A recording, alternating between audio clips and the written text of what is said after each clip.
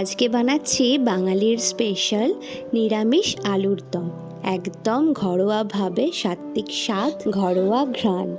তো আলুগুলোকে ভালো করে সেদ্ধ করে নিয়ে খোলা ছাড়িয়ে নিয়েছি। এবার আমি একটা পেস্ট বানিয়ে নেব। টমেটো, আদা আর একটু সাদা তিল দিয়েছি। এখানে তোমরা কাঁচা লঙ্কা অ্যাড করতে পারো, আমি অ্যাড করিনি। এবার কড়াইয়ের মধ্যে সর্ষের তেল দিয়ে গরম মশলা ফোড়ন দিয়ে দিলাম আর দিলাম একটু হিঙের ফোড়ন। তারপরে ওই পেস্টটা দিয়ে দিলাম আর একদম যেই বেসিক মশলাগুলো লাগে, জিরে গুঁড়ো, ধনে গুঁড়ো, হলুদ গুঁড়ো আর নুন আর চিনি, তো এগুলো দিলাম। তোমরা চাইলে লঙ্কার গুঁড়োও দিতে পারো, আমার ছেলে খাবে তাই আমি লঙ্কাটাকে স্কিপ করেছি। এবার ভালো করে কষে গেলে আমি সেদ্ধ করে রাখা আলুগুলো দিয়ে দিলাম, তার উপরে একটু জল দিয়ে দিলাম।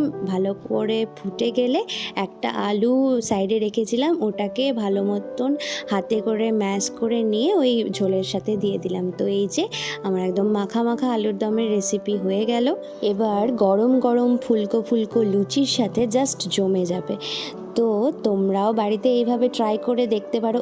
লাস্টে আমি একটু গরম মশলার গুঁড়ো আর ঘি দিয়ে দিয়েছিলাম।